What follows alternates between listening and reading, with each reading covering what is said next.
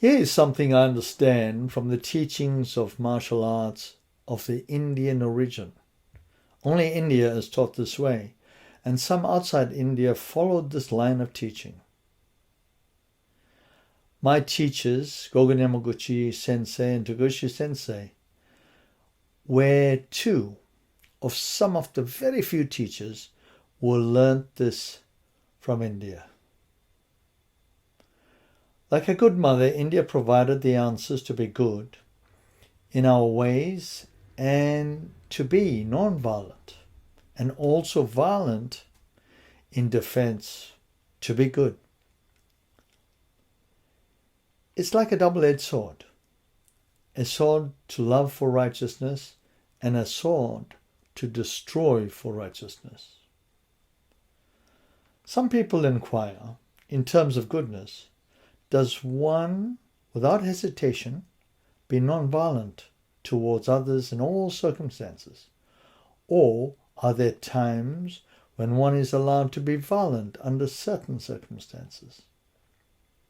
Was the law, "Thou shalt not kill," as pointed out to Moses, is a blanket rule at all times and all circumstances? My short answer would be no. Blanket statements are useless. They often send the wrong messages. It creates doubt and mistrust, and are usually intended to make right wrong and wrong right. It tends to be self-serving, even when outwardly it doesn't appear that way. What is it in our human nature that forces people to do either? Is it lack of integrity or divine insight? The ultimate good is to be non-violent. However, in situations of absolute need to protect, one can be violent. And in this regard, also is for ultimate good. This may look like contradictory statements. My thoughts are, it is not. So let's look at a few examples. A soldier has to follow orders of his superior. In the battlefield, a soldier's duty is to kill the enemy. This is a good soldier. Someone once asked me, if you were fighting as a soldier for your adopted country against your relatives, who are the enemy soldiers of your former country, would you kill your relatives? I said yes. My duty is duty that I'm ordered to do. True loyalty is obligation to duty. This is the same dilemma Arjuna in the Mahabharata story faced in the battlefield when his relatives were fighting for the evil side. He refused to fight, and Krishna told him, "Drop your ego and kill the enemy." Krishna was relating the greatest message of duty. I would suggest to everyone, read the Mahabharata story of Krishna.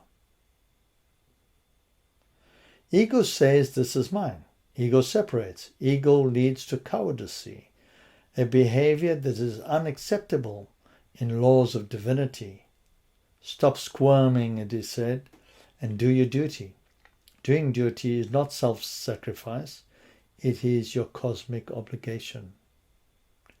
It is said in all good books, if your family are being attacked by evil acts from people, such as rape, murder, etc., you must kill if you have the weapons to do so. It does not matter what color, creed, race, or any divisional part of the human species they belong to.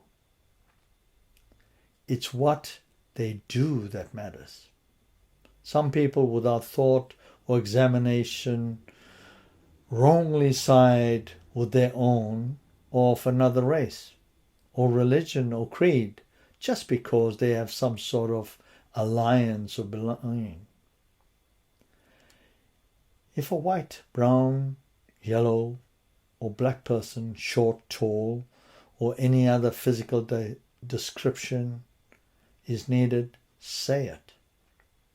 In the Mahabharata war was a conflict that arose from a drastic struggle between two groups of relatives known as the Kauravas, which is the evil side, and the Pandavas, the righteous side. Pandavas won, as was described by all. Dharmic law, the law of righteousness, favors only good intentions. So many human beings do unforgivable acts of seeing righteousness in unrighteous behavior. Everything must be viewed by the circumstances in which it presents itself. Wrong is wrong and right is right. Real freedom is freedom from evil ways. Real freedom is doing the right things. Real freedom is being on the side of good.